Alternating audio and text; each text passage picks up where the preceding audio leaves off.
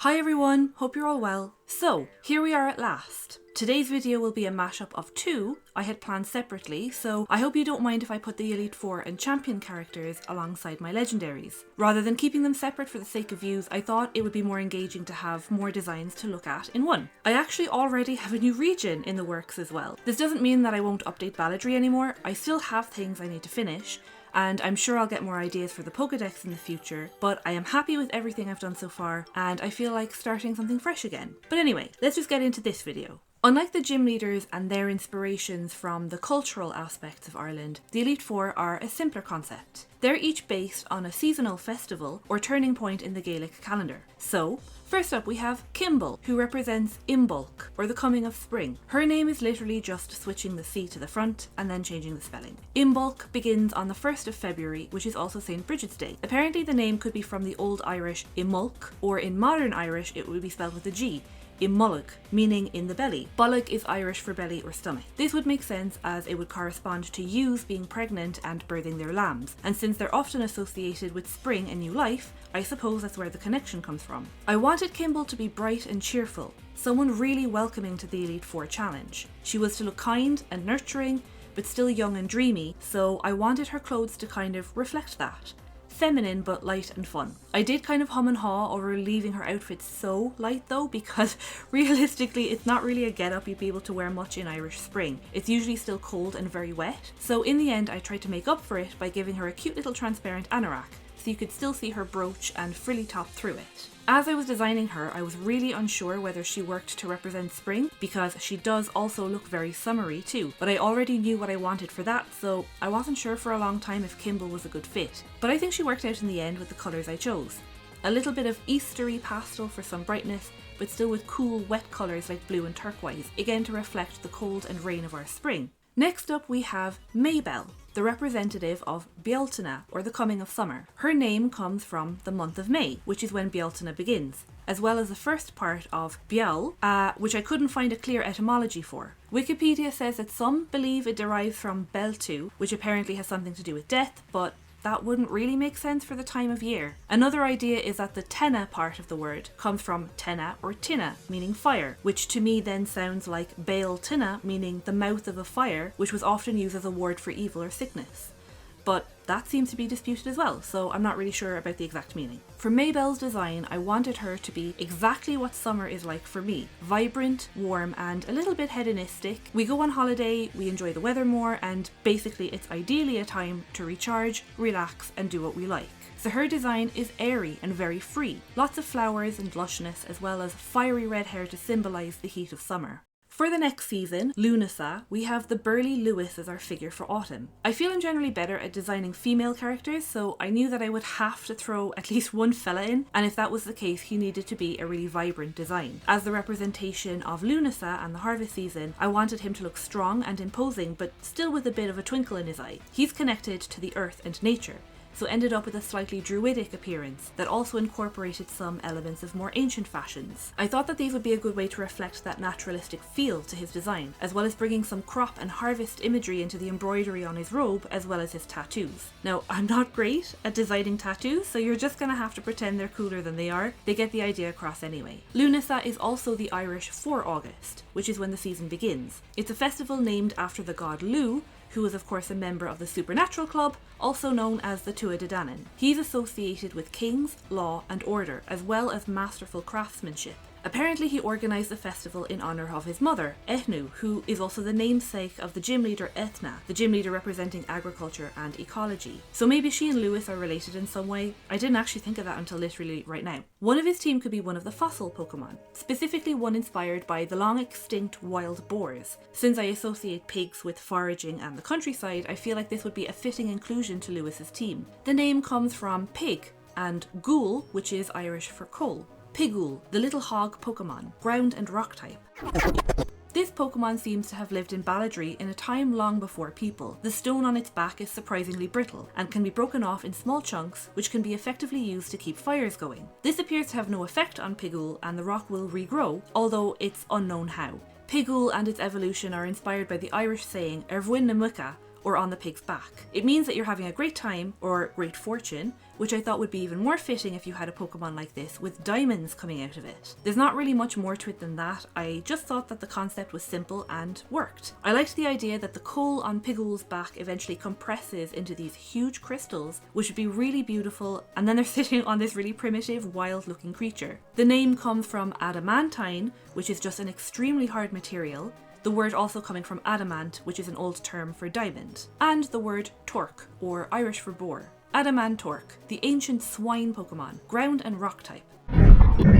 The crystals on Adamantorque's back are among the hardiest in the world, and it seems its own skeleton is made of a similar material. Because of this, it's believed that if it were so inclined, this Pokemon could easily demolish a modern skyscraper from the impact of one of its charges. Despite its surly appearance, Adamantorque is surprisingly affectionate and gentle, and loves to sniff out rare items as gifts for its trainer. Now, since I've introduced one fossil, it only makes sense that I'd share the other one. I was looking through one of my Irish wildlife books and came across this beautiful dragonfly called the keeled skimmer, and I just thought its blue colouring was so unusual and striking. And then I thought it was a shame that we didn't literally have a dragon-type dragonfly, so that was the concept. I love the Yanma line and always wished we had something else like it. So now was a good time to fill that gap and make something feral. The first form's name comes from the Irish for dragonfly, Snawhead, and Saw. Sawhead, the savage Pokemon, bug and dragon.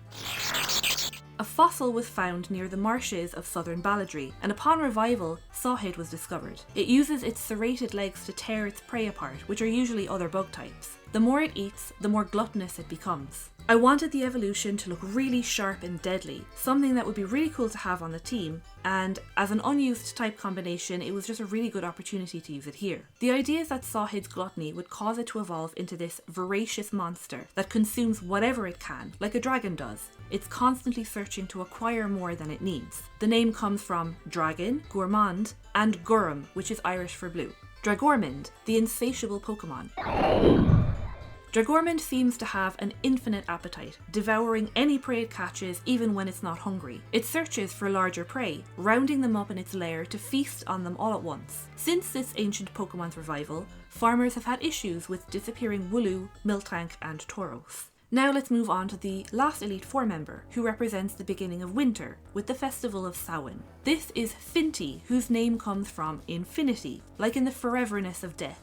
Samhain, as I've mentioned a few times in previous videos, is a time when the veil between the mortal and supernatural realms becomes very thin, and spirits are more easily able to come into our world. So even though Finty is kind of a rehash of Agatha, I still really like her. I like to think that maybe she could be Sheila's grandmother. My idea is that when you meet her, she's all frail with her head wrapped up in this shawl, but once the battle starts, she removes her shawl and her hair flows out in this spooky, ethereal way, and she almost becomes more alive. I wanted to reference the most obvious symbol of Halloween too, so her face design is based on a carved pumpkin, with her eyes lighting up during the challenge. One of her Pokemon would be the evolved form of this next edition. Now with these next two designs, the rendering is a little different because I wanted to try and emulate the way Sugimori painted the gas around Ghastly's body, and I don't really think it worked in the way that this pair kind of stands out a bit compared to all the other Pokemon designs, but that was the idea anyway. Inspired by Arlen's version of the Headless Horseman, the Dullahan, also called Cullingon Cown, or Body with No Head. He's similar to the Banshee as a threat of oncoming death, but rather than just warning of it, the Dullahan is genuinely malevolent and is a figure that actively brings death itself. Obviously, the image of a headless man carrying his head is way too dark to portray accurately as a Pokemon, so instead I chose the horse itself to represent the concept. A headless horse whose body is formed of this spirity vapor or something. The first Pokemon gets its name from sheer, as in transparent, shriek, and the Irish for foal, Shirok. Shirik, the wandering soul Pokemon,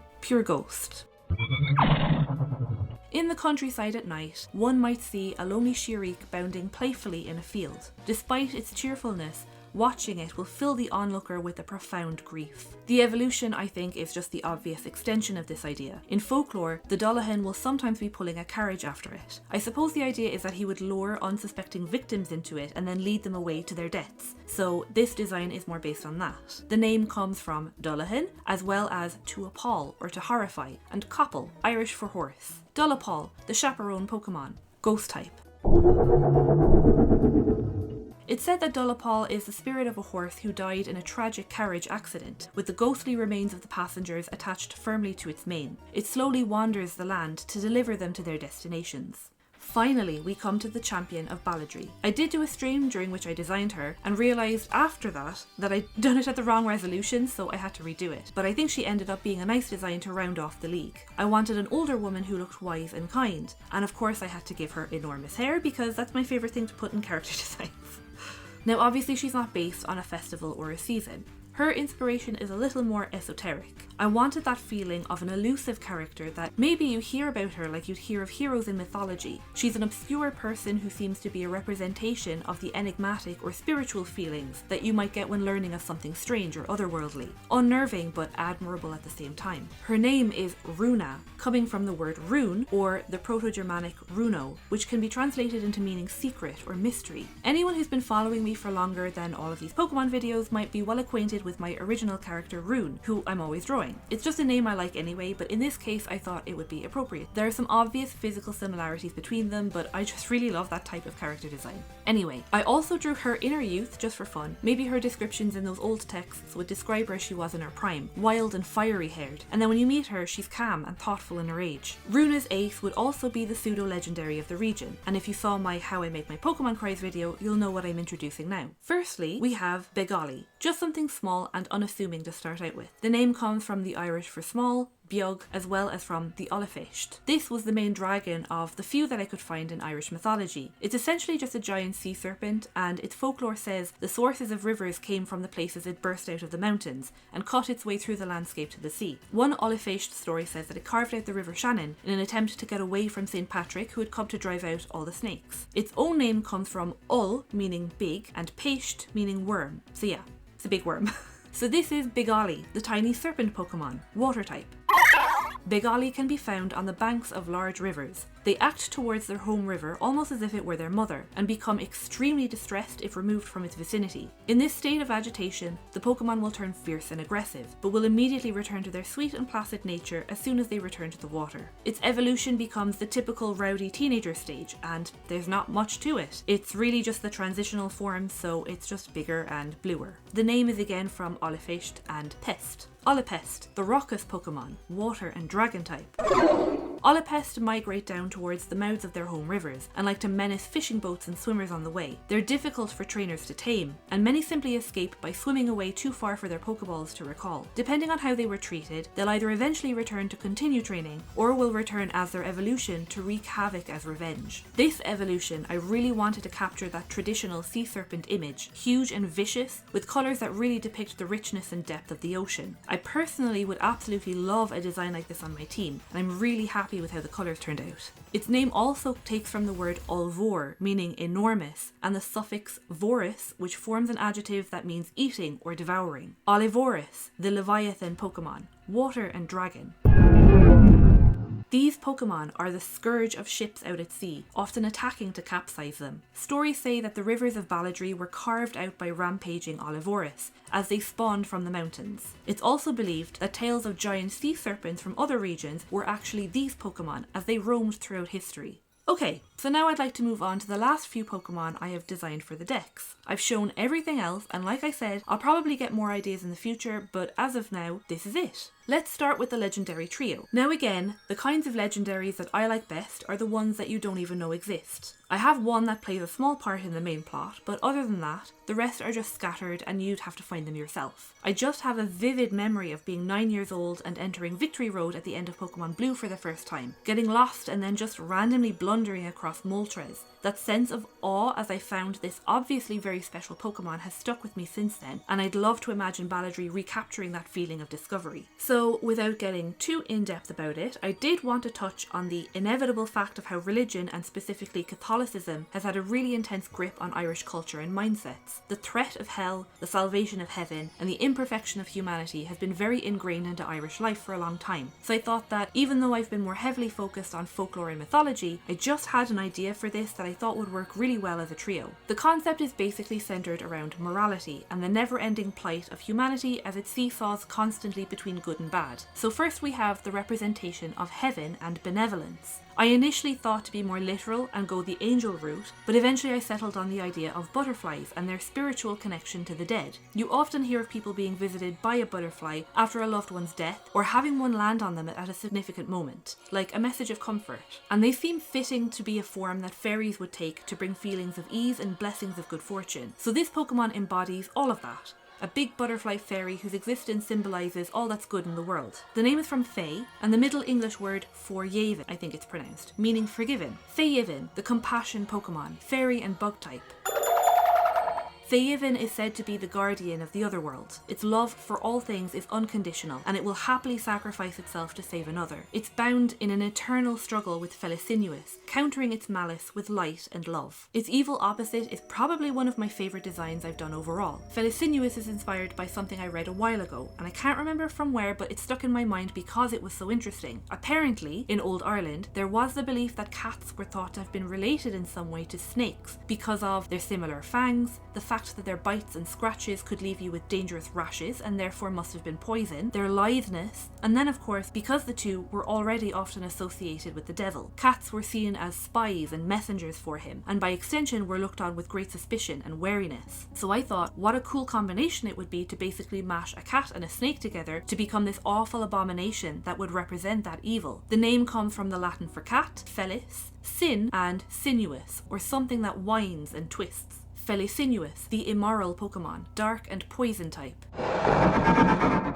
Stories of Felisinuous tell of how it slithers into your ear at night to fill your head with temptation and cruelty. This Pokemon is a master manipulator, able to influence others into fighting on its behalf, and then turning them against each other. It's locked in a perpetual conflict with Feyiven, opposing its kindness with poison and hatred. This brings us to the final little member. The first iteration I did was super boring, so I did redraw him pretty quickly. The initial pose was really bland, and I wanted him to come across as curious and excitable, so you'll see the change as the drawing goes on. Fidilemma represents humanity and its constant moral turmoil. Its name comes from the words fidelity and dilemma, though in Irish there's also the term aig fidel, meaning mask. This could still be appropriate as a way to describe the switching between good and bad, but it's kind of only a coincidental word match. This Pokemon would always be easily swayed by either Feyiven or Felisinuous, and I imagine that if you have one in your party, Fidilemma would gain an additional second type based on who it was. Feyiven would give him fairy type and Felisinuous dark, as a nod to the idea that good is stronger than evil, or hopefully. If both are in your party, Fidilemma would remain neutral. Fidilemma is the morality Pokemon and is normal type.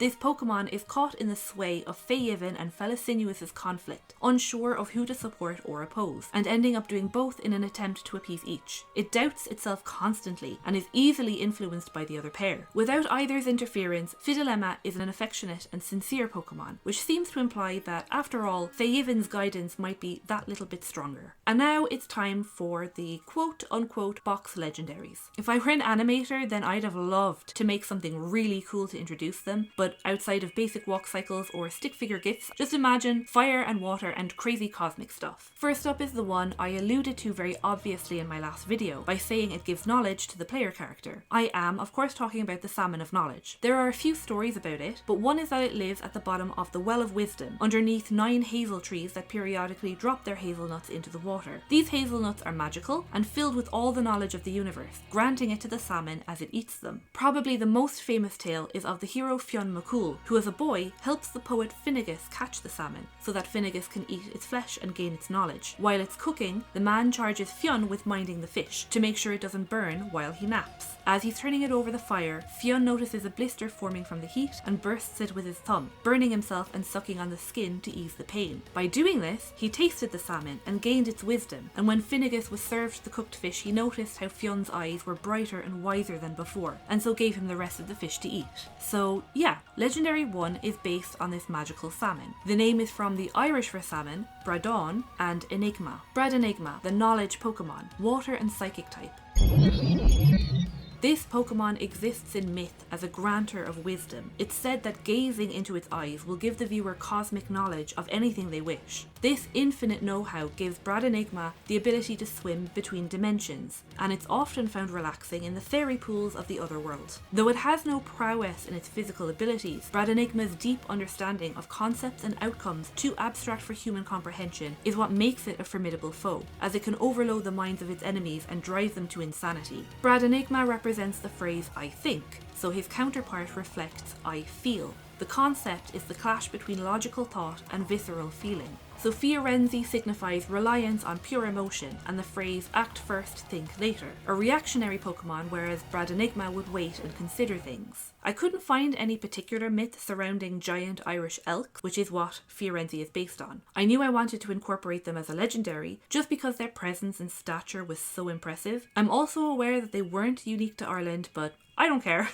It makes for a cool design. There could have been the obvious Cronunos reference, but again, everything about them is too vague and doesn't even seem to point to a specific deity. The name itself just seems to mean a horned being or man, which can apply to many similar spirits in many mythologies. But in a way it kind of makes sense that Fiorenzi would be designed more by feeling and Bradynigma had more thought and research into it. Its name comes from the Irish for deer, Fia, and frenzy, which I wanted a word to describe the intensity of many different emotions, which was kind of difficult, but I think this works. Fiorenzi, the fervor Pokemon, fire and dark.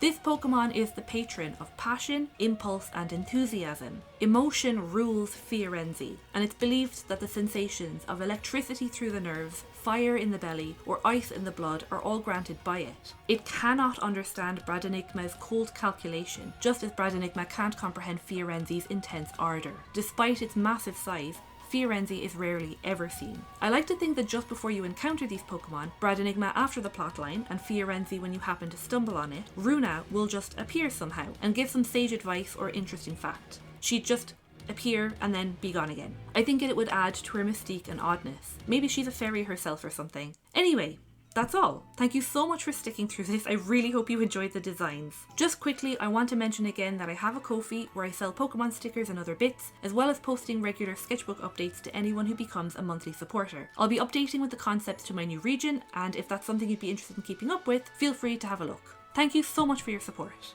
I feel like I'm happy to start my next project now too, but don't worry, like I said, I still have some bits I need to finish for Balladry, so it's not completely done. I'd like to try and mix up a few different video types again, so I'll see how the channel goes. Thank you all so much again for watching, and I will see you in the next video. Bye!